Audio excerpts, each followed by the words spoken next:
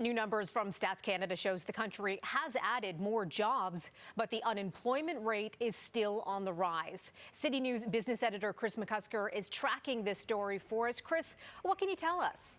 Okay, so the November jobs report did come in better than expected, Melissa. The creation of almost 25,000 jobs in November. The expectation was for about 15,000. So on the headline, it looks really good. The vast majority of the jobs that were added were full-time, almost 60,000.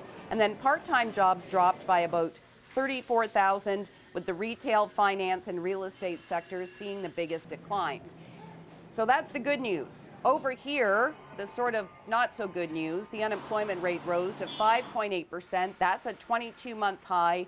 There's also a drop in hours worked, down by 0.7%, the biggest monthly decline since April of 2022.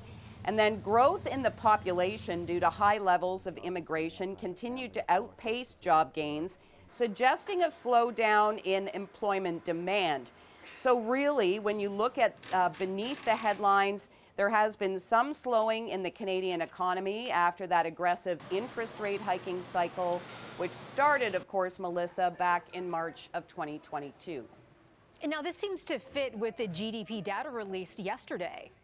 That's exactly it. This is part of an overarching theme, let's say, of sort of a softening economy in Canada, which, if I can find a bright spot here, probably means we're not going to see interest rate hikes anytime soon. In fact, markets are very enthusiastic that the next move could actually be a cut.